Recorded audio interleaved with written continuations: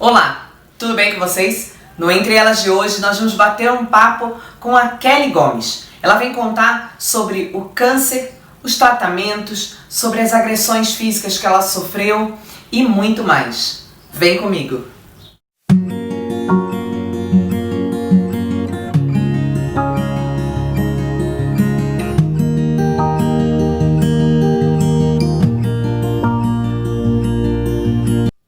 Kelly, seja muito bem-vinda. Eu fico muito feliz de ter a tua participação aqui no Entre Elas, né? A gente sabe que a tua história é maravilhosa e a gente quer conhecer um pouquinho mais da Kelly. Quem é a Kelly? Mulher? Quais são os seus gostos? O que você gosta de fazer? Quais são os seus hobbies? Bom, eu, Kelly Gomes, hoje me defino como uma mulher forte, guerreira, determinada, livre de todos os preconceitos, livre de qualquer julgamento, capaz de tudo que eu me submeter a fazer. Independente das minhas limitações, eu acredito que exista sempre alguma maneira de adaptar e conseguir fazer. Então, eu me considero uma pessoa assim, impulsiva às vezes, mas determinada, forte, capaz.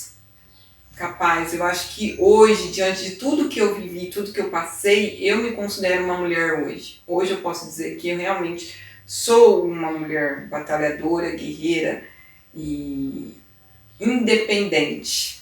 Em todos os aspectos, independente, uma pessoa capaz de ser feliz sem ter a necessidade do preenchimento da felicidade de uma outra pessoa. Então, eu sou a Kelly, a mulher forte, guerreira, batalhadora, capaz de continuar a minha vida e ir em busca dos meus objetivos e dos meus sonhos.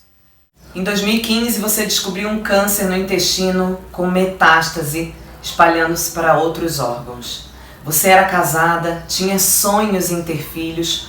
Qual foi a reação ao receber essa notícia e perceber que alguns sonhos se findavam com essa situação? Receber a notícia da doença, do câncer, acho que não é fácil para ninguém. E eu estava num momento assim, de planejamento maravilhoso na minha vida, casada, prestes a ter o primeiro filho, né? Nessa expectativa do primeiro filho, já estava tudo pronto, tudo planejado, tudo escritinho. Nós estávamos nos preparando para ser bons pais. Eu estava me preparando para ter no meu ventre meu bebezinho. Eu estava me preparando para tudo, né? Eu já tinha feito lista do que eu ia precisar comprar, de como o quarto, a gente tinha o projeto do quarto do bebê, era tudo, né? Tudo.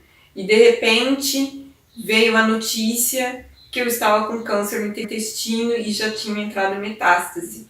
Isso para mim, assim, foi um choque, mas eu procurei pensar que aquilo era momentâneo, que era passageiro. Tanto é que quando eu sentia dor no intestino, que era muita, e a gente optava por bolsa de água quente, a gente optava por os remédios e tudo mais, tudo que a gente poderia fazer. Então eu conversava, eu colocava a mão na barriga, como se realmente tivesse um bebezinho lá, e eu falava, olha, calma, que a gente vai tratar de você, vai dar tudo certo, a gente vai conseguir. E eu conversava bastante, colocava a mão na barriga, conversava bastante. E às vezes eu fazia aquilo como se realmente fosse um bebezinho que estava ali, que iria ser tratado, né? Mas ao sair não seria uma criança, assim, ia ser expelido de uma vez por todas o câncer, né? Então, assim, para mim, depois de um certo tempo, pouco tempo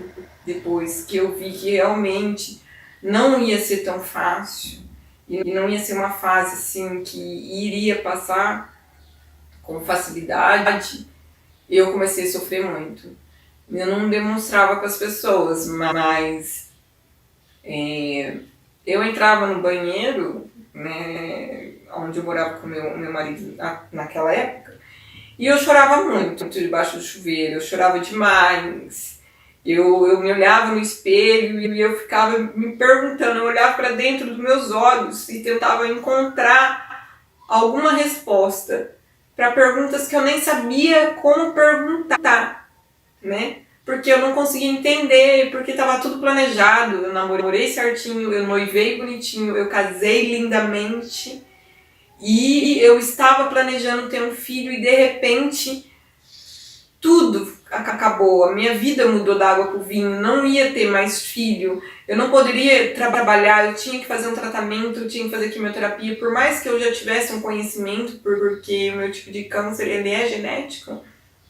Eu conheci um pouco dele, mas mesmo assim, a partir do momento que está na sua pele, está dentro de você, é com você, não é com o seu tio, não é com a sua tia, não é com a sua avó, é com você. Você não é a pessoa que vai cuidar da fulana que está com problema ou do ciclano. Você é a pessoa que tem que se cuidar e tem que ter cuidado. É totalmente diferente, é muito diferente e é uma dor assim, que é além do físico, é além do tocar, é uma dor que vai no coração, vai na alma, é uma coisa assim que é surreal.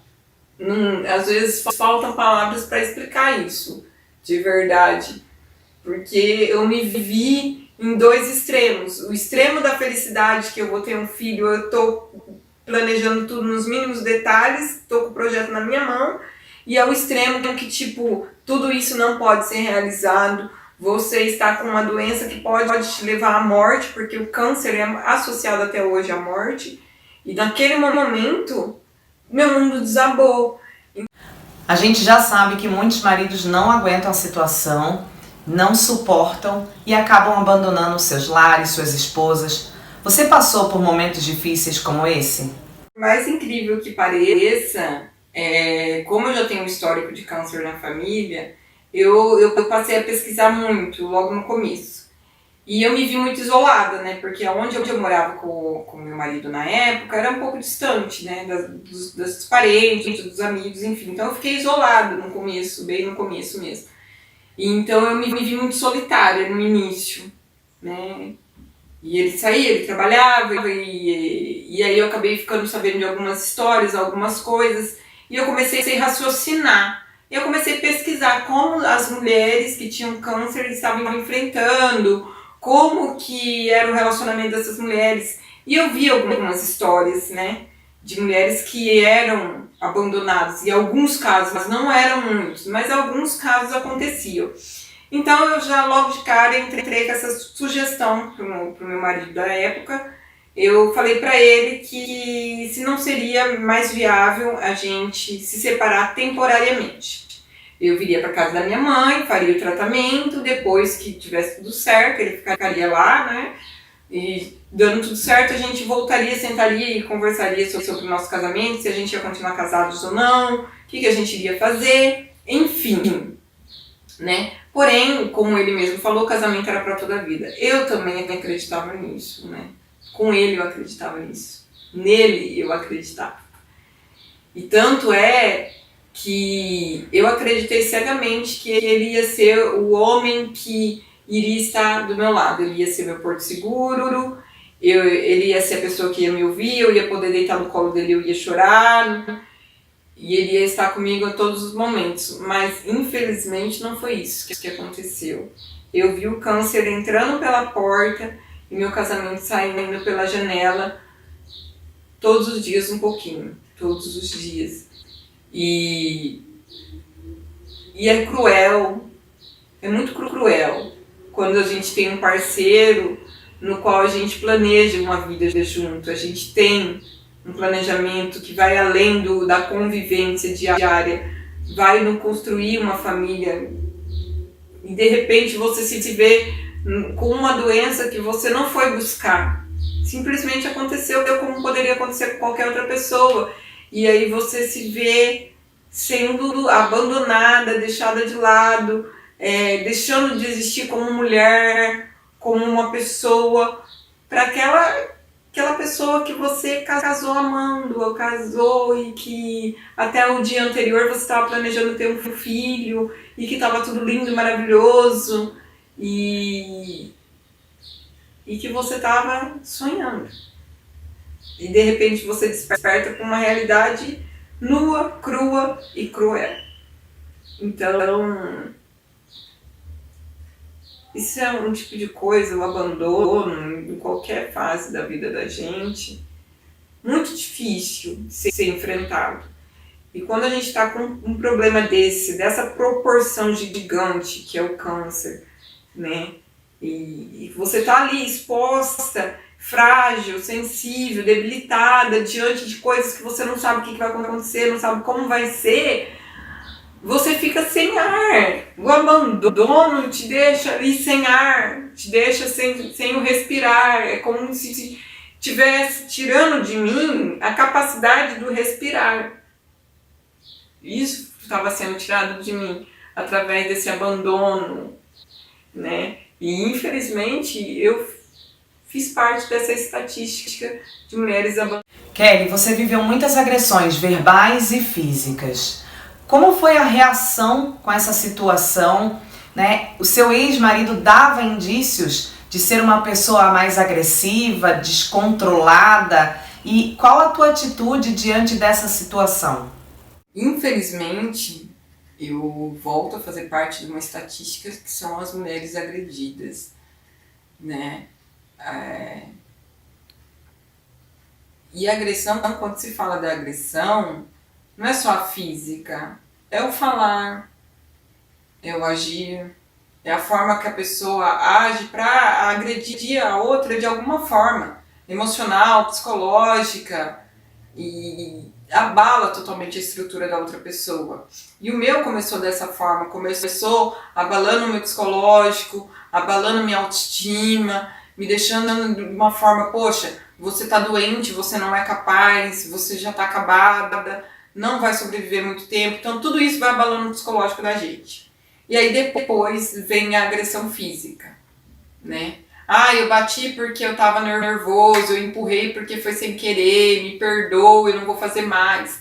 Mas faz, volta lá e faz.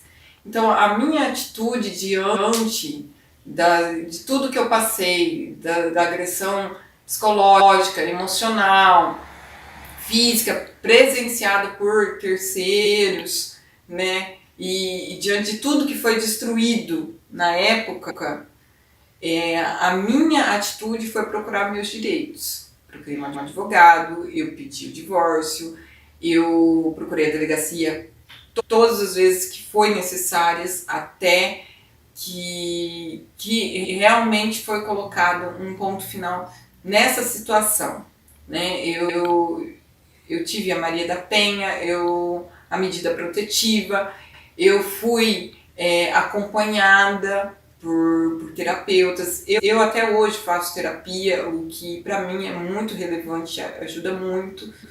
Então, e a terapia ajuda muito nesse sentido da gente entender tudo que aconteceu, o porquê que tudo aconteceu, qual foi o momento que as coisas começaram a acontecer, porque muitas vezes a gente se culpa demais, a gente acha, não, a culpa foi minha, eu agi de alguma forma, em algum momento eu errei, em algum momento eu fiz alguma coisa, eu desagradei, eu poderia ter isso igual, eu me colocava assim, não, eu sou doente, eu estou com câncer, ele tem razão dele fazer o que ele está fazendo, olha a situação, né? Então eu acabava dando razão para ele muitas vezes, até que chegou um ponto que eu olhei e falei assim, poxa, eu não pedi para ficar doente, não foi uma coisa que eu fiz alguma coisa ali errado em algum momento e aconteceu isso, e por causa disso ele está tendo essa atitude. Ele não tem o direito de ter essa atitude.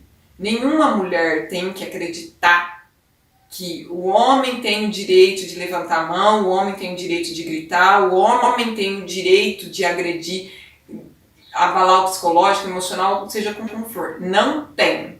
Não tem. Até o momento que eu comecei a ter essa consciência de tanto minha mãe falar, de tantas pessoas começarem a observar de fora e chegar até mim e falar, ó, toma cuidado com isso, toma cuidado com aquilo, faz isso, faz aquilo. Eu comecei a enxergar que realmente eu não tinha culpa, porque eu não pedi aquilo. Não era aquilo que eu queria. Eu queria uma pessoa do meu lado, uma pessoa que era aquela pessoa com que eu me casei, que eu casei por amor, que eu casei imaginando que eu ia passar o resto da minha vida ao lado dele. Era essa pessoa que eu imaginei que eu ia ter quando eu descobri que eu estava com câncer. Durante todo o tratamento eu imaginei que eu ia ter o apoio dele, o meu porto seguro ia ser ele, mas foi o contrário.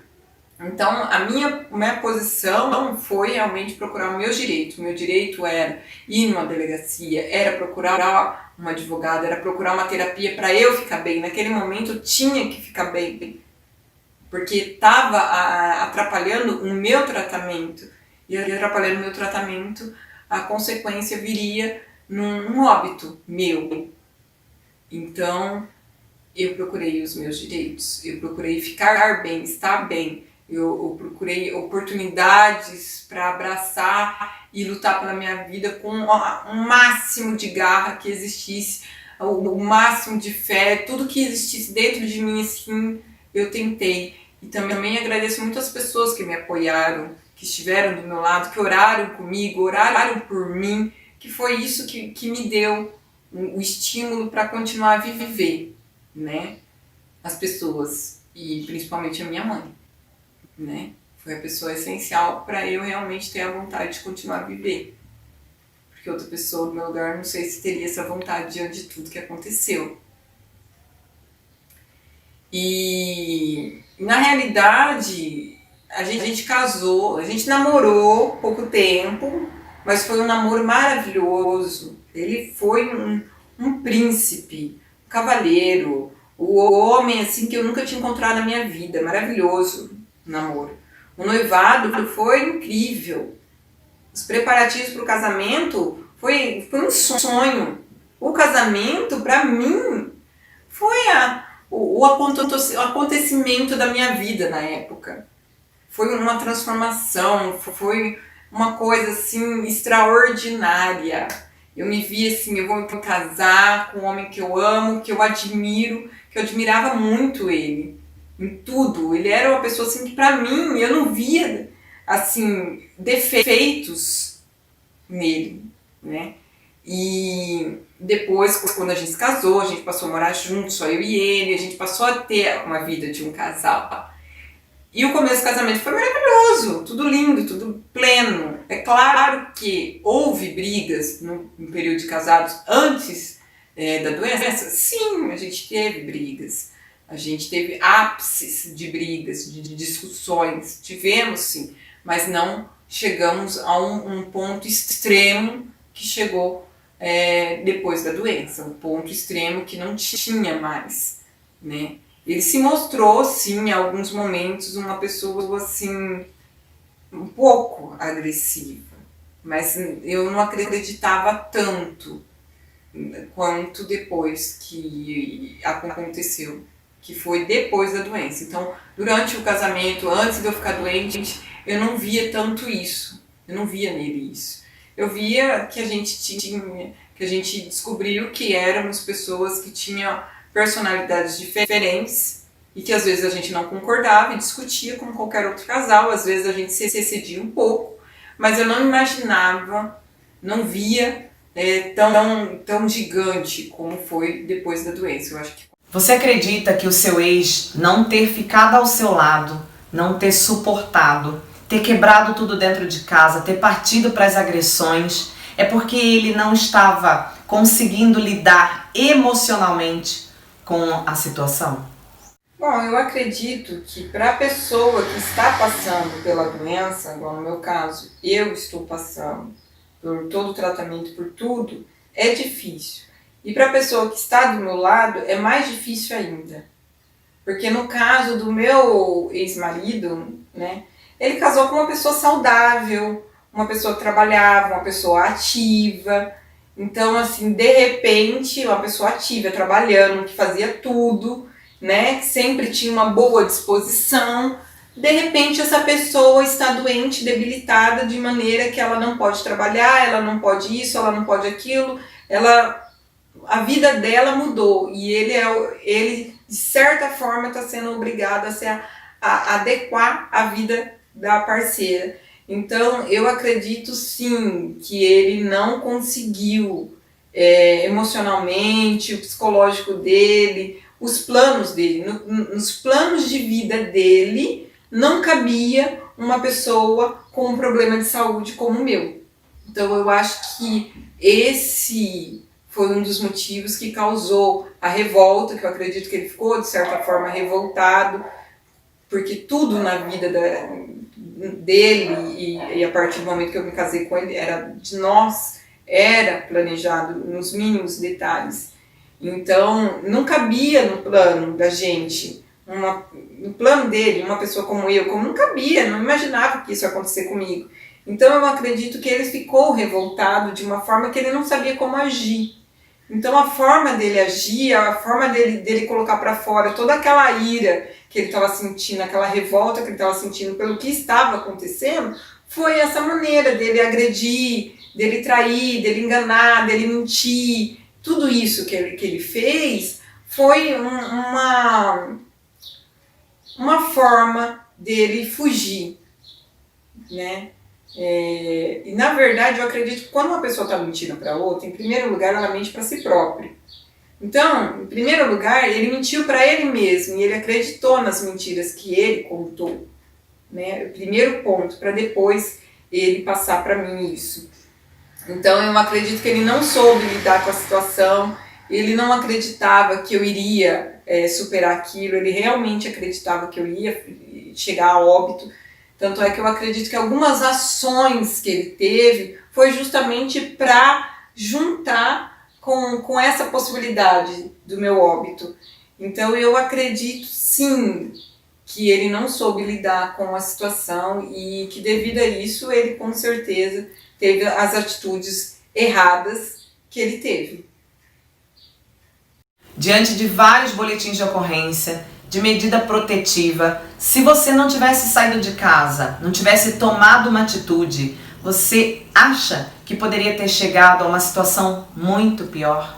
Sim, eu acredito que com certeza poderia ter acontecido pior.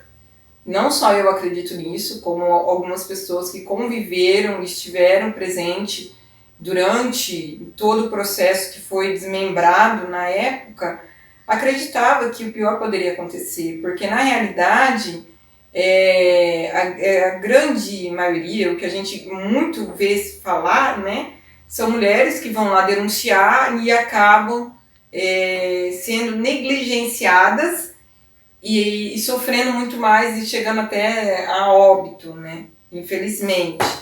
Porém, eu tive a grande boa sorte, ou acredito que aqui na região onde eu estou localizada, as coisas funcionem. Não sei se é isso, não sei. Mas eu acredito que tudo cooperou, né? Eu acredito também que pelo estado que eu me encontrava, às vezes que eu fui na delegacia e tudo mais, as pessoas que me atenderam, investigador, delegado e tudo mais, que me viu que eu estava realmente debilitada, viu que realmente tudo aquilo estava acontecendo. Quando eu fui para o Instituto Médico Legal fazer o exame de corpo dele, viu que realmente aquilo ali era real. Então, não estou dizendo que os outros não são, mas eu estou falando assim que devido a eu estar extremamente debilitada, só de olhar para mim, você viu uma pessoa com 40 quilos, né, com um catéter praticamente puxando para fora, com quimioterapia, tudo, sendo levada por outras pessoas, às vezes até na cadeira de rodas.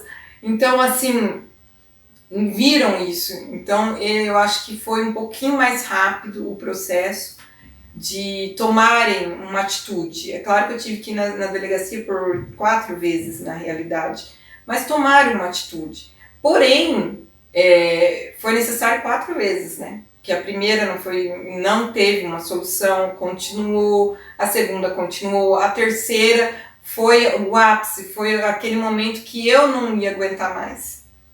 Eu ia me entregar, eu falei, gente, eu não aguento mais, não é ele que vai fazer alguma coisa, é eu que vou falar assim, ó, faz logo, se você tiver que fazer, faça e acaba logo com isso, porque eu não aguento mais isso, gente, eu não estava aguentando mais. Então a última vez que eu estive na delegacia, que tudo ocorreu, se naquele dia não tivesse sido resolvido algo, né, a partir daquele dia em diante, eu acredito sim que o pior poderia ter acontecido sim. Talvez eu não estaria aqui para contar a história, talvez ele não teria chegado na situação de fazer algo maior do que ele fez, né? Com as próprias mãos. Mas a forma que ele estava fazendo ia desencadear um problema muito maior, porque já estava afetando muito o meu tratamento. Então, muito provavelmente, se não tivesse se desmembrado ali naquela situação, naquela última vez que eu estive na delegacia, não tivesse sido desmembrado a partir daquele momento, eu acredito sim que de alguma forma talvez eu não estaria aqui, porque meu psicológico já estava muito abalado emocionalmente, e eu estava esgotada por causa do tratamento, já estava há um tempo esgotada no físico, então eu estava esgotada em tentar lutar para sobreviver pela doença e sobreviver com tudo que eu estava sofrendo, né? Porque eu estava com um grande sofrimento. Então, se aquilo ali continuasse do jeito que estava, né, com as ligações ou com uma ameaça, uma coisa que uma conversa lá, com certeza, talvez pouco tempo depois, talvez eu não estaria mais aqui para contar a história. Kelly, eu sei que não é fácil. Na verdade, a gente nunca sabe. Só quem passa sabe o quanto é difícil, né? E ainda mais receber a notícia do médico de que o seu câncer não tem cura perante a medicina. Só Deus pode te curar. E eu tenho certeza que quando a gente acredita, Deus faz o milagre acontecer. Você passou por 8 cirurgias, várias quimioterapias. Como fica o emocional diante dessa situação? Bom, diante das 8 cirurgias, quase 5 anos de quimioterapia, radioterapia e todos os tratamentos alternativos que eu encontrei e pude fazer, e diante da minha história, né, de vida, o emocional, ele é uma montanha russa. Uma hora tá lá em cima, outra hora tá embaixo e fica uma verdadeira loucura. Mas eu confesso que no começo do tratamento, o que me abalava mais não era tanto o câncer, por mais que eu estava extremamente debilitada, era mais a questão do casamento, a questão de tudo que estava se desenvolvendo e sendo descoberto do meu casamento, mais do que a doença. A doença era uma coisa assim que estava ali na minha vida e eu tinha que tratar. Agora o casamento para mim era aquilo assim que doía no meu coração, que fazia sofrer. Muitas vezes eu chorava. O choro era da dor física, mas a dor emocional ali era muito maior, era muito grande. E hoje eu posso dizer que aparentemente as pessoas olham para mim e falam: ela tá ótima. Mas, gente, é uma coisa muito louca, porque quando eu deito a minha cabeça no meu travesseiro, muitas vezes aconteceu de eu chorar. Às vezes chorar por se recordar de tudo que aconteceu, chorar pelo fato de saber de coisas que nunca mais vão poder acontecer, coisas que eu não vou poder fazer, porque o tratamento me trouxe limitações, me trouxe coisas que não tem como reverter, são irreversíveis. Então, isso ainda dói, né? De saber disso, de ter consciência. Eu tenho plena consciência disso. E eu vivo todos os dias da melhor forma possível, buscando uma qualidade de vida, já que não existe a cura para o meu caso. Mas eu busco uma qualidade de vida. Eu busco as oportunidades que a vida me dá, as pessoas que estão na minha volta, poder conviver com algumas delas, poder fazer algumas coisas.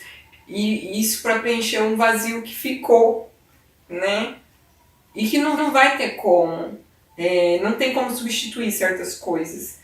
Mas tem como amenizar, e é isso que eu tento fazer. E uma coisa que eu nunca abandonei foi a terapia, que eu faço até hoje, a terapia, que me ajuda a manter um certo equilíbrio emocional.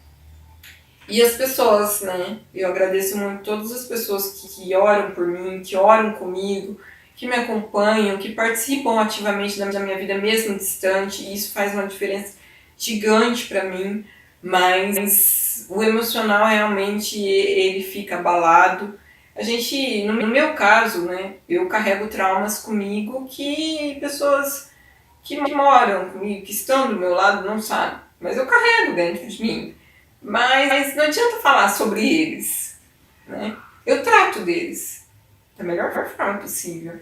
Mas falar deles não vai resolver tanto. Então o emocional fica totalmente abalado, independente do tempo passar, independente do que pode acontecer amanhã ou depois, o emocional fica abalado. E eu sou uma pessoa totalmente emotiva. Eu choro sempre que eu sinto que eu tenho que chorar. Eu não contenho as lágrimas mesmo. E eu deixo transparecer isso. Se eu tô feliz, eu tô feliz. Se eu tô triste, eu tô triste. Essa sou eu.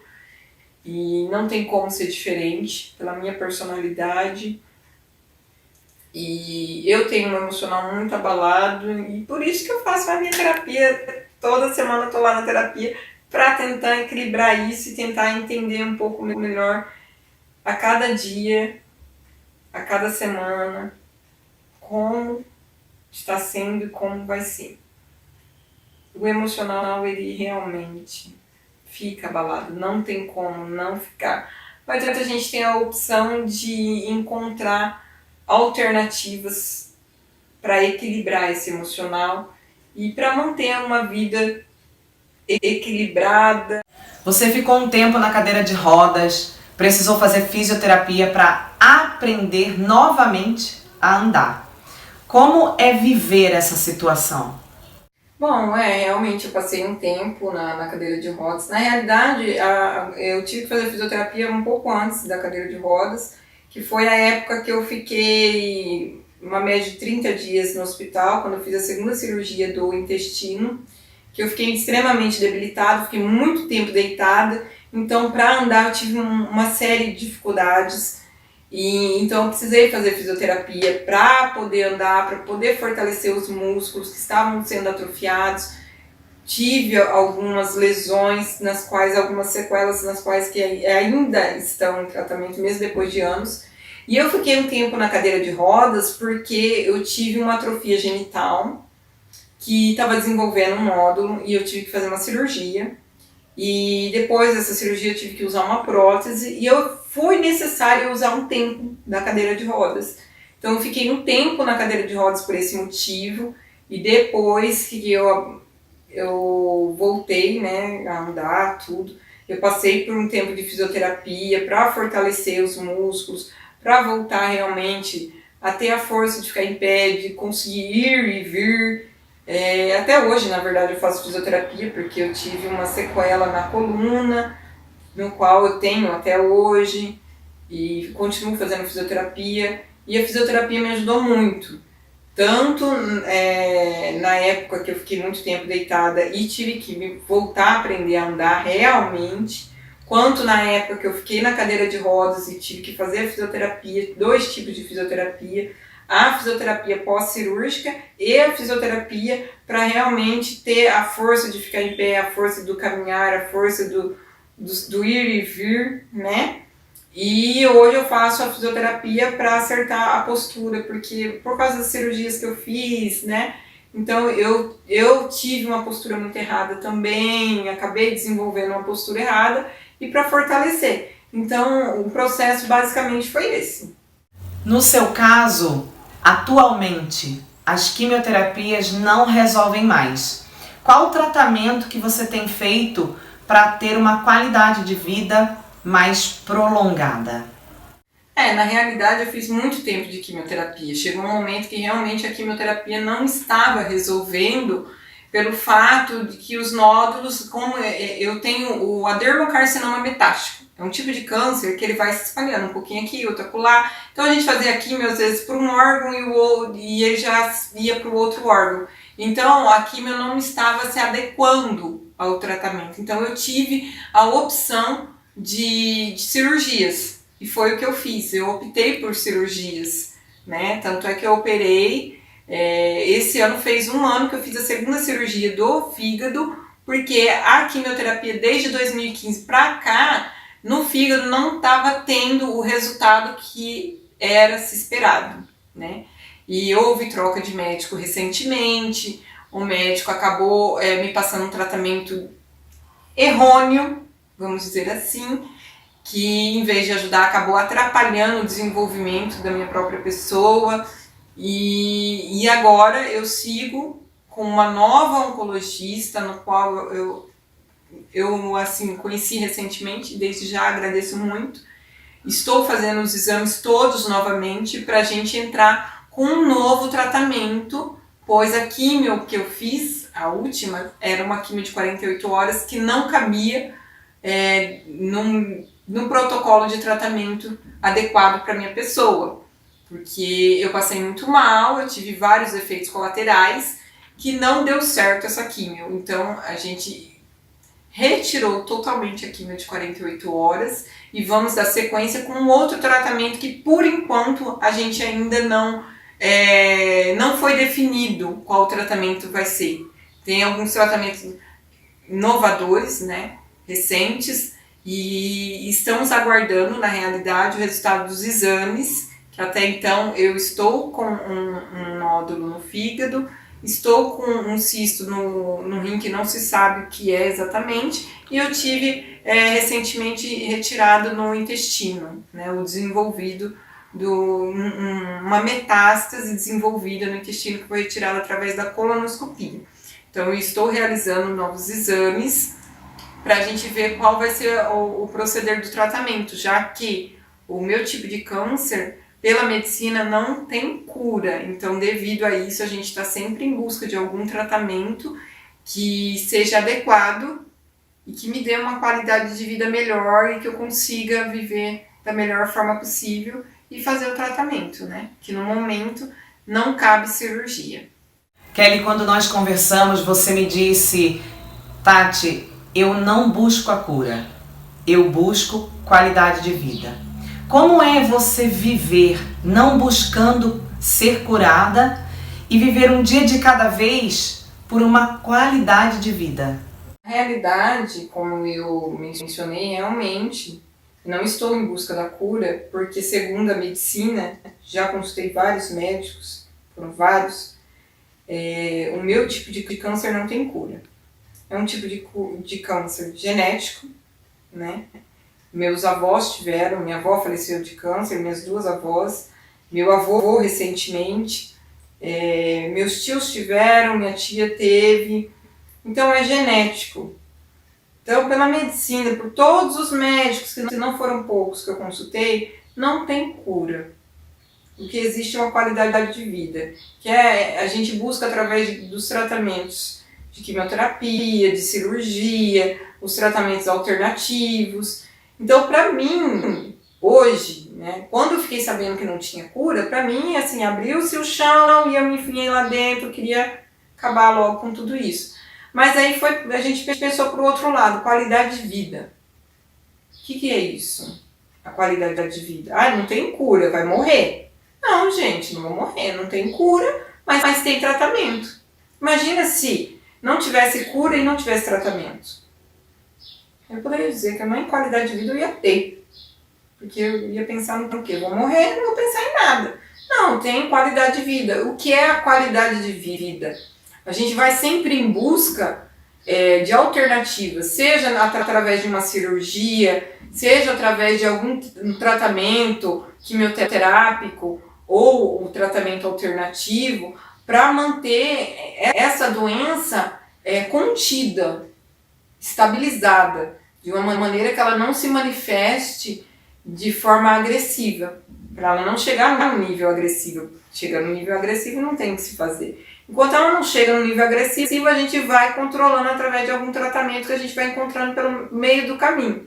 A gente tenta uma coisa, tenta outra, e alguma vai dar certo em algum momento. Então, assim, eu não tenho expectativa de cura, porque a cura já foi falada que não cabe no meu protocolo, não cabe nesse tipo de câncer. Então, assim, eu busco a qualidade de vida e é algo para mim sensacional, qualidade de vida. Eu estou em busca constantemente da qualidade de vida, porque a qualidade de vida me faz dançar, o que para mim é incrível. Me faz ir lá fazer a minha fisioterapia, que para mim é sensacional. Minha coluna almeja isso. Ela está acertada. A qualidade de vida me proporciona entrar numa piscina e a nadar, uma coisa assim que eu jamais imaginaria que eu ia entrar numa piscina e ia nadar, entendeu? Então essa é a qualidade de vida que eu busco. Poder ter as amizades verdadeiras, as pessoas que eu amo próximo de mim, as pessoas que me fazem bem próximo, a possibilidade de eu levantar e dançar, que seja 20 minutos, mas estou dançando, estar escutando uma música, fazer uma coisa que eu gosto, poder dar uma volta, poder dirigir. Eu amo dirigir. Poder pegar a direção do carro e dar uma volta no quarteirão. Para mim isso é sensacional, é incrível. Eu passar o dia inteiro sem sentir uma dor e deitar na minha cama e pensar, poxa, hoje eu não senti dor.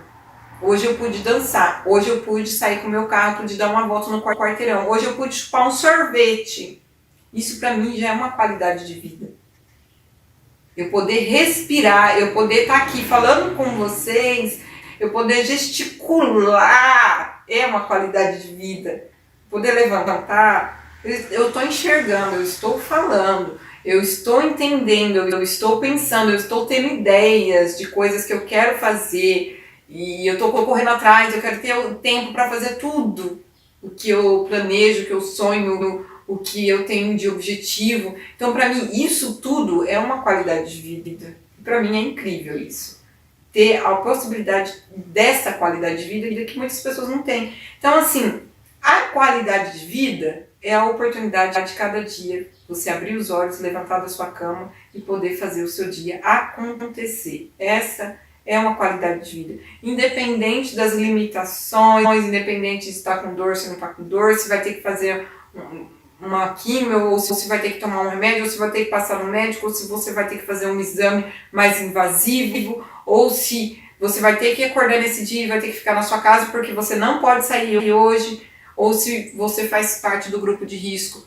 Ok, mas eu tenho a minha qualidade de vida, eu consigo levantar, eu consigo passar meu batom, que eu amo, eu consigo passar meu esmalte, eu consigo me vestir, eu consigo pentear meu cabelo. Isso para mim é uma qualidade de vida. E eu amo isso e sou muito grata por isso. E eu luto por ter essa qualidade de vida cada vez mais, com mais oportunidades, com mais pessoas em minha volta, com inúmeras possibilidades de coisas. E essa é a luta para minha qualidade de vida.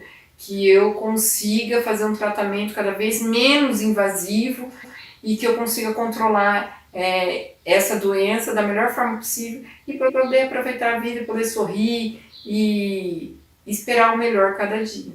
E ter essa expectativa, ter essa possibilidade de pensar positivo. Essa é a qualidade de vida. Para mim, é o movimentar, é o respirar. Você passou por vários médicos e um desses médicos que te atendeu e te acompanhou um tempo veio a te dizer que o tratamento para você era perda de tempo, que não valia mais a pena, que o ideal era você viver um dia de cada vez. Que se você vivesse mais um dia estava bom, 2 estava ótimo e por aí vai. O que passou na sua cabeça quando ele falou isso para você? Qual foi a sua reação, o seu sentimento? Olha, eu acredito que um médico para tratar de pessoas com problemas tão sérios, com doenças crônicas, com câncer e outras doenças, mas tem várias aí, eu acho que ele tem que ter empatia, ele tem que ter amor à sua profissão e se colocar no lugar do seu paciente, não é simplesmente falar o que ele acredita que ele é, mas pensar um pouquinho em como seria ele receber essa notícia. Eu encontrei médicos maravilhosos, sensacionais, que eu agradeço muito por cada um deles, mas infelizmente eu tive o desprazer de conhecer esse médico que acabou falando isso para mim, que eu não tinha muito o que se fazer, né? Não havia possibilidades no meu tratamento, mas que eu já vinha do histórico já de muita coisa, não tinha muito o que fazer, não tinha muita expectativa, que o certo era abandonar mesmo o tratamento e agradecer pelos anos que eu consegui viver e aproveitar se eu conseguisse viver 1, 2, 3 dias, um mês ou mais. Só isso. Eu recebi essa notícia, sinceramente, a hora que ele falou, eu fiquei tão chocado que eu não consegui responder. Simplesmente as lágrimas escorreram dos meus olhos naquele momento e eu saí dali, assim, descrente, porque eu não acreditava naquilo que ele falava, naquilo que ele me falou, porque eu olhava, eu lembro que eu entrei no carro, eu parei o carro numa rua qualquer e eu olhei para o espelho e eu olhava e falei assim, gente... Aonde está essa pessoa que não tem essa possibilidade de lutar pela vida? Aonde está essa pessoa que está morrendo? Porque eu fui plena, eu fui arrumada, eu fui bem mais arrumada do que eu tô aqui, né? E eu olhei e falei assim, gente, eu tô com o meu cabelinho tava comprido, eu falei, eu tô com o cabelo lindo, maravilhoso, tô maquiada, eu engordei, eu tô arrumada, eu não tô sentindo nada de dor, assim, que eu posso dizer, nossa, eu tô morrendo de dor, eu tenho que ser internada, tô morrendo. Eu não me senti dessa forma. Então eu fiquei por horas parado o carro ali numa rua e pensando naquilo e pensando quanto aquilo ali era louco. Era louco aquilo ali. Surreal, não tinha como. Eu olhava ali naquele espelho pequeno e falava assim, gente, eu não reconheço essa pessoa que ele falou ali que não tem mais possibilidade nenhuma, que não tem por que fazer tratamento. Eu não reconheço isso, eu não acredito nisso. E tanto é que depois eu voltei nele e ele voltou a tocar no assunto e falou, olha, você quer assinar um papel, um termo aí de responsabilidade e abandonar o tratamento? Eu olhei para ele e falei, não, eu vou continuar o tratamento. Até onde eu suportar e o que for necessário, eu vou fazer. Se existe a possibilidade, eu vou fazer. Mesmo que, igual ele estava me falando que não tinha possibilidade, eu não estava acreditando naquilo que ele estava falando. Então, eu me coloquei numa posição que eu não acredito nisso e eu não vou agir dessa forma, negando a minha própria pessoa uma oportunidade que seja de 1%. Não me interessa, é 100%, mas desse 100%, 99,9% não dá. E você tem 0,1%. Gente, vamos esse 0,01%. É esse 1% que eu vou trabalhar. É isso daí que eu vou fazer. Eu vou tentar. Se eu não tentar, eu não vou saber. E eu pago um absurdo de convênio, eu não pago absurdo de convênio para simplesmente assinar um papel e abandonar um tratamento, porque o médico acredita que eu não sou capaz de sobreviver por mais um dia, 2, um mês ou 2. Não, gente, eu não acredito nisso. Eu acredito em mim, eu tenho fé e eu fiquei muito abalado, fiquei extremamente abalado com o que ele me falou, mas ao mesmo tempo me deu uma força, uma determinação de tipo, eu vou mostrar pra ele que não é isso que ele tá falando, não é real. Isso que ele tá falando é surreal. Ele me confundiu com outra pessoa, não sou eu. E eu vou ali pra fazer meu tratamento, sim, porque eu tô pagando, eu tenho meu direito e é dever dele me conceder todo o tratamento que for necessário. Kelly, você faz bazar, faz bingos e agora está fazendo leilãozinho para ajudar a arrecadar um dinheiro para colocar no tratamento, né, nas quimioterapias. É o que paga hoje o sustento desses tratamentos que você vem fazendo. Quando surgiu essa ideia? Bom, as ideias foram surgindo, uma puxando a outra, puxando a outra, puxando a outra. Na realidade, tudo começou quando... logo no início do tratamento, que eu não podia trabalhar, que eu estava com a carta médica para afastar, o INSS negou meu afastamento. Então eu não tinha dinheiro nem para pagar meu convênio, não tinha de onde tirar. E eu me recordo que me falaram que não tinham como me ajudar e que eu me virasse. Eu sabia cozinhar e que eu fosse fazer pão, que eu fosse fazer alguma coisa para vender. E eu muito determinada, não deixei a peteca cair e comecei a fazer pão para vender. Dali em diante tudo se desenvolveu. Então inicialmente eu fiz pão para vender, para poder pagar os custos do tratamento inicial, que no início não foi tão caro. Porque como estava no início, eu estava fazendo uma quimio bem fraquinha, aí depois as coisas foram ficando mais graves e chegou um ponto que eu não conseguia nem fazer um beliscão, que era aquelas bolachinhas de goiabada, né? Que eu fazia também para vender, eu não conseguia nem fazer aquilo lá para vender. Aí eu vi que aquele ápice ali não dava mais para eu mexer em nada, manualmente não dava para me fazer.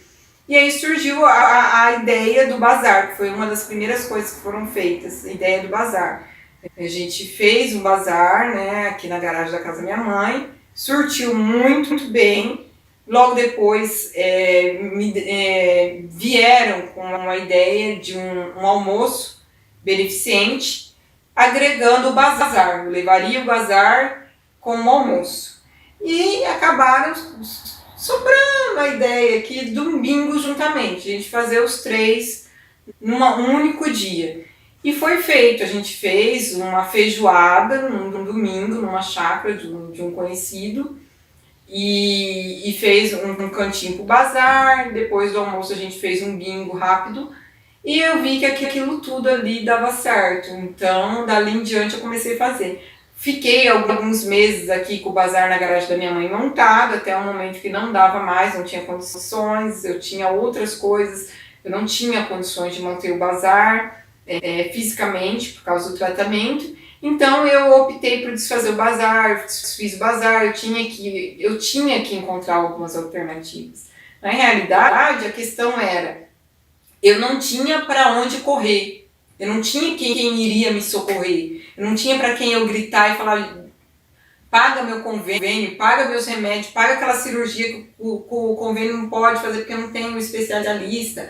Eu não tinha muito para onde correr. Por mais que eu colocasse ali no Face abertamente, e as pessoas estavam ali me ajudando sempre, eu tinha que fazer alguma coisa. Até por causa do meu psicológico, acho que a minha cabeça ela ficava ali trabalhando, pensando o que fazer. E aí surgiu a ideia de rifas, porque eu comecei a receber doações e dava para fazer rifa. Então aí eu fui para rifa. E a rifa foi uma coisa assim, que deu certo por um bom tempo também. E recentemente surgiu a ideia do leilãozinho, que eu fiz um teste, eu vi que surtiu efeito e permaneço fazendo os leilõezinhos no meu perfil no Facebook, Kelly Gomes. E sigo fazendo os leilõezinhos de 24 horas, com as doações que recebo. Bingo agora, devido à pandemia, vou fazer uma base de sorteio virtual. E rifa sempre que possível eu faço.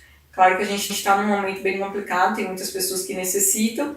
E eu faço devido ao meu tratamento, que agrega não somente o convênio que é particular, mas também os remédios, os tratamentos alternativos, que eu sempre busco uma qualidade de vida, para que eu fique melhor, para entrar num equilíbrio e dar continuidade na minha vida da melhor forma possível. Mas eu acredito que tudo começou lá atrás, quando não tinha outra possibilidade, e eu comecei com os pães, e de lá para frente eu fui agregando uma coisa a outra, uma pessoa falava uma coisa aqui, eu puxava outra ali, eu ia analisando as situações, e as ideias foram surgindo.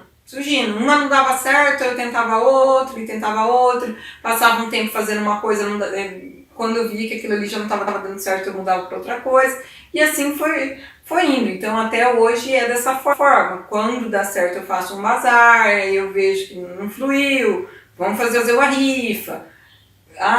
Tá, terminou, vai dar pra fazer de novo? Vamos fazer, se não der, vamos continuar com o leilãozinho, eu sempre procuro fazer alguma coisa. Porque, infelizmente, o custo de um tratamento em combate ao câncer, ele é alto. E o custo de um tratamento em combate ao câncer, em combate à depressão, à ansiedade, e para uma qualidade de vida melhor, é ainda mais alto, né? Então, eu preciso de recursos. E eu não posso ficar aqui esperando cair do céu, porque não vai cair. Ninguém vai bater na porta da minha casa e falar, vim te trazer o dinheiro para você pagar o seu convênio, você pagar os remédios. Tem remédio que, infelizmente, o governo fornece, a gente tem algumas ONGs que ajudam, mas tem muita gente precisando, muitas pessoas que precisam. Então, assim, se eu consigo, de uma outra forma, o que eu necessito, eu tento de outras formas, até para dar oportunidade para outras pessoas. E quando eu consigo algo a mais, eu sempre busco. Kelly, são os momentos mais difíceis que a gente vê realmente quem está do nosso lado, nos dando força, nos sustentando, nos apoiando nos dando palavras de carinho, né, de palavras de incentivo, para que a gente continue lutando. Você se decepcionou com algumas pessoas? Você sofreu algum tipo de preconceito? Olha, o ser humano, ele é totalmente assim, é uma caixinha de surpresa, né? E eu tinha amigos que eu achava que eram amigos antes de eu estar doente, encontrar com problema de saúde, que hoje eu não sei nem por onde anda. Simplesmente evaporou. Como tem pessoas que fizeram muito por mim, fazem muito por mim, que, gente, eu às vezes eu fico pensando como agradecer essa pessoa, como agradecer, o que fazer para mostrar para essa pessoa que eu sou muito grata. Porque assim, eu perdi muitas amizades, aqueles que diziam ser amigos, eu perdi muito. Muitas pessoas que tinham convívio comigo, que no início até veio, falou, vou te dar um apoio, vou te ajudar e tal, mas depois abandonou. Teve pessoas que logo no começo já, tipo, deixou de lado. E é engraçado, porque teve pessoas que me tratou como se eu tivesse uma doença transmissível. Não encosta nela, não liga pra ela, não manda mensagem pra ela, porque pode ser que você pegue alguma coisa. E não é assim que funciona. Então, assim, a gente vê realmente quem está do nosso lado, quem é amigo nesse momento, no momento de mais necessidade. No momento realmente que você está com a sua saúde debilitada, né? Que você vê quem está do seu lado e não tá, né? E então, assim, houve troca de amigos, houve muitas pessoas me abandonaram logo no começo da caminhada, muitas pessoas não me conheciam mais. Como muitas pessoas vieram, então foi uma troca assim que eu digo que foi muito bem feita, porque tirou da minha vida pessoas que realmente não estavam do meu lado pelo fato da Kelly, estavam do meu lado por conveniência de algum momento ou por algum motivo que não é relevante para mim hoje, não é importante para mim hoje, porque a gente muda a visão da nossa vida, muda totalmente o aspecto, a forma de viver, depois que a gente passa por um problema desses e passa a dar valor a cada instante vivido. Então, assim, muitas pessoas me decepcionaram, muitas pessoas me abandonaram, muitas pessoas saíram da minha vida, perdi muitas amizades que na realidade não era amizade, porque a amizade, amigo de verdade, está do meu lado. Mesmo em outra cidade, longe, mas está do meu lado, está me mandando uma mensagem falando que eu estou orando por você, estou com você, estou em oração, a gente está junto e está sempre em contato comigo. Os outros simplesmente eram conhecidos, colegas, eram pessoas que eram amigos daquela época, que era legal ser meu amigo, era bacana, era divertido, né? Mas no momento que você precisa, não. No momento que você precisa, você se decepciona muito com o ser humano e aí você conhece quem é de verdade e quem é de mentira. Porque quem é de verdade vai ficar com você mesmo distante, vai te apoiar, vai te dar aquela palavra amiga, que às vezes você não precisa financeiramente de um apoio, mas às vezes você precisa de uma palavra amiga, um oi, tudo bem, eu estou aqui. Isso já faz uma diferença. E o que é de mentira, não. O de mentira vai ficar do seu lado naquele momento assim, tipo, vamos sair pra curtir? Ótimo, vamos sair pra curtir. Vamos brincar, vamos dar risada. A hora que você tá sofrendo, dane-se você, infelizmente. Se eu sofri preconceito, muito, demais, muito preconceito. De tipo, ter festa, não vou convidar ela porque ela tá com problema de saúde. A Kelly não é mais a Kelly. A Kelly não dá mais para chamar ela para sair, para tomar um suco com a gente, porque a gente não vai tomar suco, a gente vai tomar cerveja. Então a Kelly não pode tomar cerveja, a Kelly não pode fazer parte do nosso ciclo de amizade mais, porque a Kelly tem um problema de saúde. Então assim, acabou os convites para Kelly sair, para Kelly curtir com os amigos, porque a Kelly tem um problema de saúde. Então a Kelly não pode. Então, assim, as próprias pessoas me colocaram limites que não existem. Porque a Kelly não pode fazer um exercício físico, a Kelly não pode dançar, a Kelly não pode sair, a Kelly não pode... Ei, alguém perguntou pra mim? Não perguntaram. Então eu sofri preconceito, sim, de ser excluída de grupos, logo em 2015, de ser excluída, deixar de ser... eu era a pessoa exemplar, eu era a pessoa bacana, eu era antes de 2015. Depois de 2015, eu passei a ser uma pessoa assim com defeito. Eu tô falando não das minhas próprias palavras, mas palavras que eu ouvi. Que eu não tinha defeito quando eu era saudável. A partir do momento que eu fiquei com problema de saúde, que eu fiquei doente, eu me tornei uma pessoa com defeito. Eu me tornei uma pessoa como um brinquedo. Perfeito, lindinho, bonitinho. Ah, estragou. Não serve mais, joga no lixo. Só que as pessoas esquecem que lixo está ali para ser reciclável. A gente tem lixo reciclável. E eu fui reciclada. Eu reciclei as amizades, eu reciclei a minha mentalidade, eu aprendi muito e todo o preconceito que eu sofri de várias pessoas, foi uma, não foi duas, várias pessoas em vários momentos diferentes, me serviram como aprendizado, me serviram para eu me impor exatamente aonde eu quero estar, como eu quero estar, quem eu quero mostrar, quem eu sou. E mostrar que eu sou capaz. Me imporam limites. Eu tenho limites, mas não aqueles que foi falado, não aqueles que colocaram em mim. Então, eu sei da minha capacidade, eu sei até onde eu posso ir. E, gente, é muito feio preconceito. É muito feio. É chato, é triste, magoa. Mas da minha maneira eu aprendi muito. Eu desenvolvi muito. E hoje eu sei quem está do meu lado e quem não está. E eu estou aqui disposta a mostrar quem eu sou de verdade. Independente se eu tenho um problema de saúde ou não. Eu não deixo de ter a minha personalidade, nem de ser quem eu sou pelo fato de eu não estou deixando de ser mulher porque eu tenho câncer. Não. Você me disse que ama atividade física, que ama exercício físico. O que eles representam na sua vida? Se eu pratico, atividade física? Essa é uma ótima pergunta.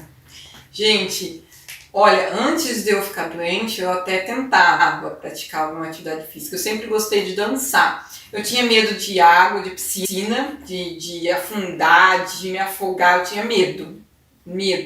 Mas depois que eu fiquei com esse problema de saúde, nossa, mas eu acho que eu abri uma liberdade, assim, uma coragem de fazer as coisas, de querer fazer, de querer aprender, de querer fazer melhor, que isso pra mim foi incrível. E hoje, na minha vida, eu faço fisioterapia, pilates, por causa da coluna, é uma coisa que me ajuda muito. Eu tô conseguindo aos poucos me libertar dos medicamentos para coluna. E eu faço dança, o sertanejo, a vaneira e o forrozinho. Eu faço, que é uma coisa que alegra o meu viver. Para mim, dançar é vida. O dançar é a expressão da vida ali naquele momento. É aquele momento que eu estou feliz. Eu erro, passo, mas não tem problema que eu vou dar risada porque eu errei. Estou ali para aprender. E isso é algo que preenche uma parte de mim. Eu vou naquela expectativa e quando eu volto feliz, realizada. É um momento que eu me realizo ali dançando com outras pessoas, conversando e convivendo. Recentemente voltei para a academia também, que eu tive a oportunidade maravilhosa que me deram de voltar para a academia e estou tendo todo o apoio de amigas para poder fazer exercício físico. Estou fazendo de acordo com o que está sendo liberado para mim, que é o acompanhamento médico. E isso para mim me dá uma disposição maior. Eu me sinto com uma autoestima melhor, me sinto feliz. Eu sinto uma liberdade, uma coisa assim que transcende, sabe? Aquela vontade de gritar para o mundo, olha, eu estou conseguindo. E uma superação minha é a questão da piscina. Hoje eu sou apaixonada por piscina. Eu praticamente virei um peixe, uma sereia, né, gente? Quando entra na água. porque não tenho medo nenhum de piscina mais, adoro. Sempre que posso, com um amigo ou outro, fala, quer ir lá na piscina? Pode ir, eu tô indo. Falou que é piscina, eu tô indo.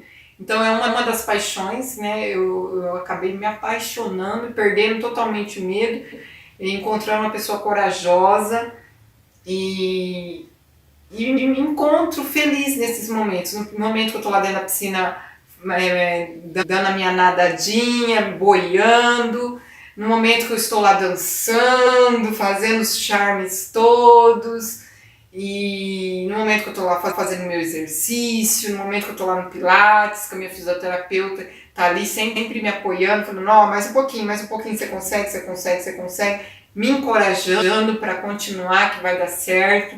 Então tudo isso faz com que eu tenha uma qualidade de vida na qual eu me sinto mais feliz, mais leve, mais liberta e aberta para a vida pelas oportunidades que a vida me dá. Então eu pratico exercícios. Eu tô lá na minha fisioterapia, eu tô na academia, eu tô lá no meio daquela água toda e na dança, me deliciando com cada passo. Então isso tira um pouco o peso de tudo que eu trago comigo e tudo que ainda está por vir, tira um pouco desse peso. Tanto em momentos bons quanto em momentos ruins, a fé é o que nos faz prosseguir, é o que nos faz continuar lutando e acreditando que tudo vai dar certo, né? Você tem alguma religião e a fé, ela é o que te faz continuar? Olha, a fé é o que nos move, com certeza, sem sombra de dúvida nenhuma. Independente da religião da pessoa, ela tendo fé, eu acho que é o movimentar de tudo. A nossa fé desenvolvida dentro do nosso próprio ser é capaz de transformar todas as situações, né, em volta. E eu sempre coloquei força para continuar em frente, fé para não desistir, determinação para prosseguir.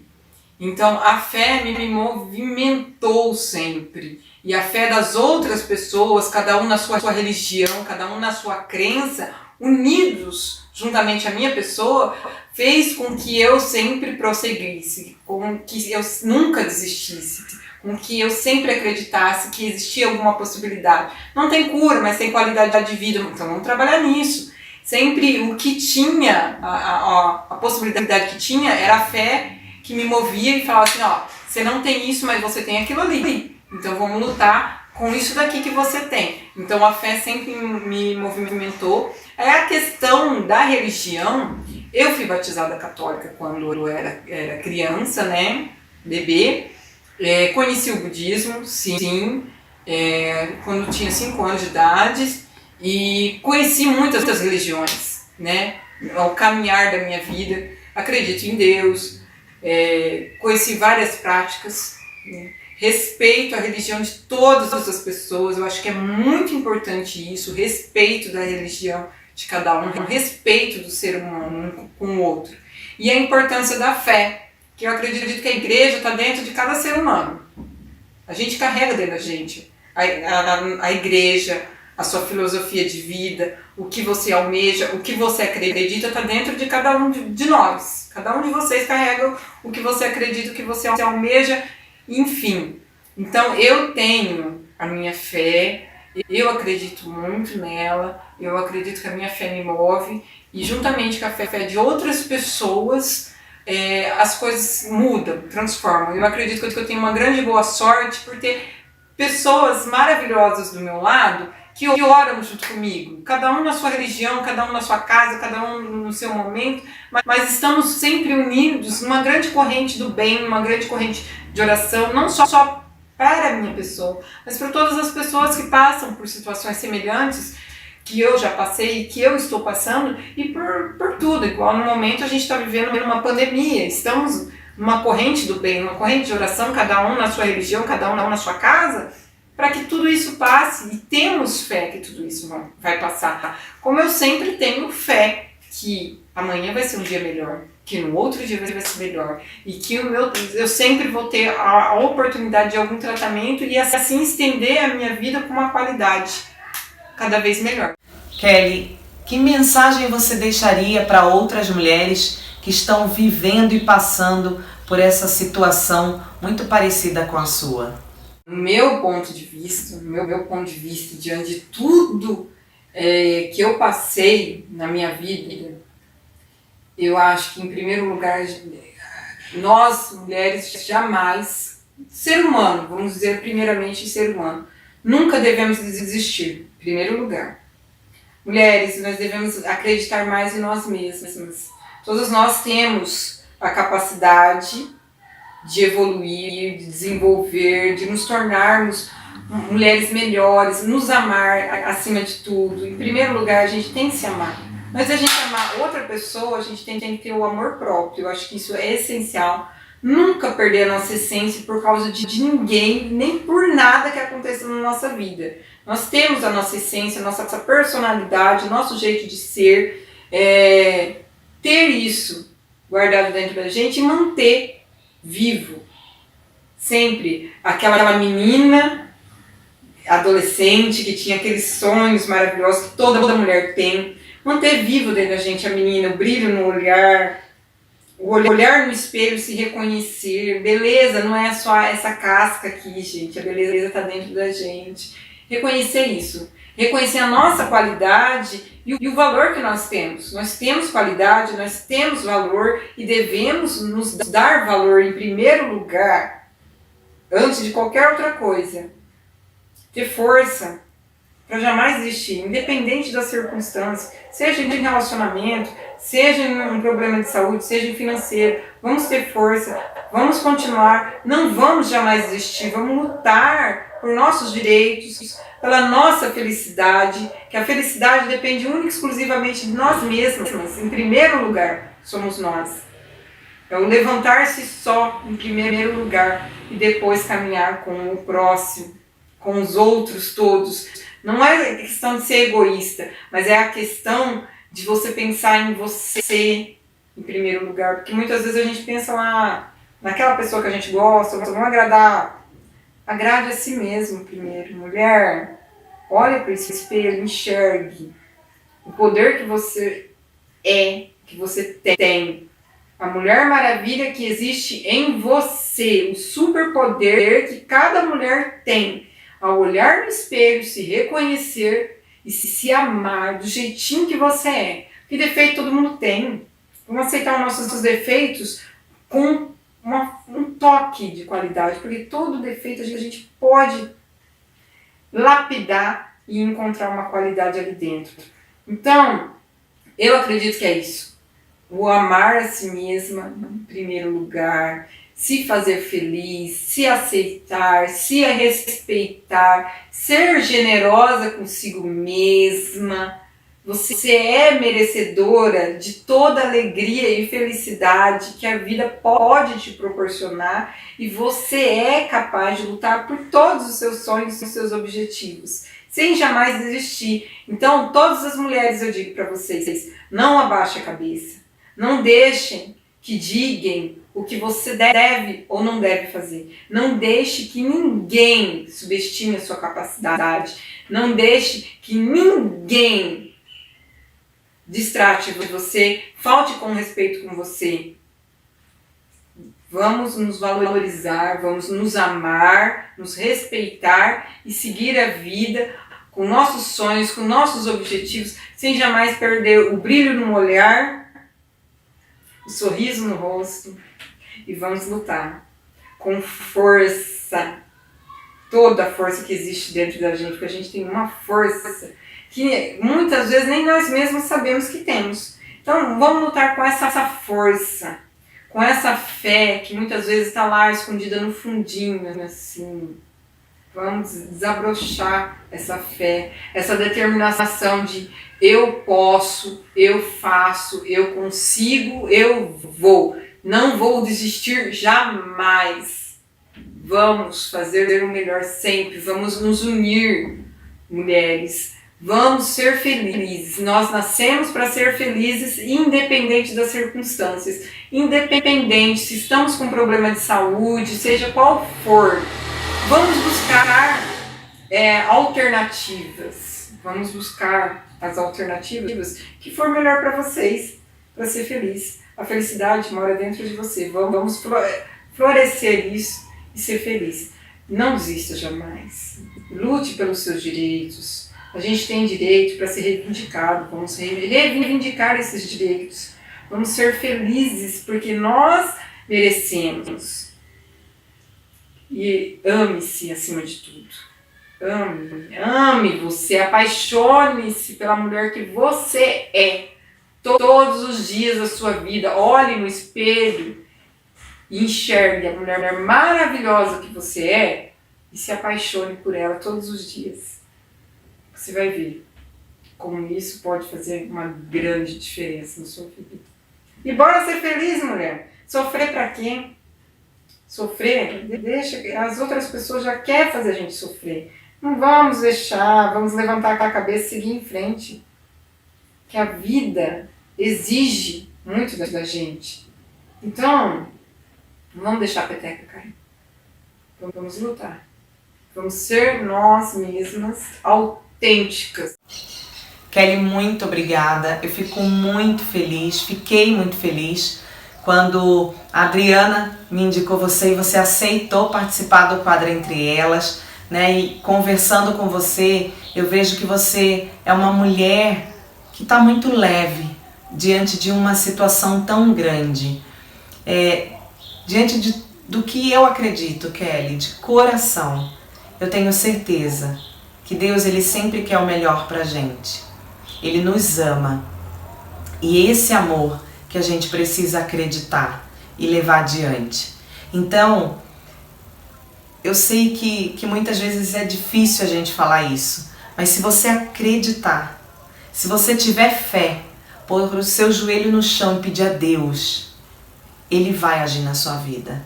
Eu creio e eu acredito que a tua cura, não para a medicina, mas para Deus, para você, ela está nas tuas mãos. Pede a Deus que Deus vai fazer um milagre na sua vida. Muito obrigada de coração. Eu te agradeço. Obrigada. A verdadeira força está nas maiores dificuldades. E ser uma mulher guerreira é um sinônimo de não desistir, mesmo diante das maiores provas.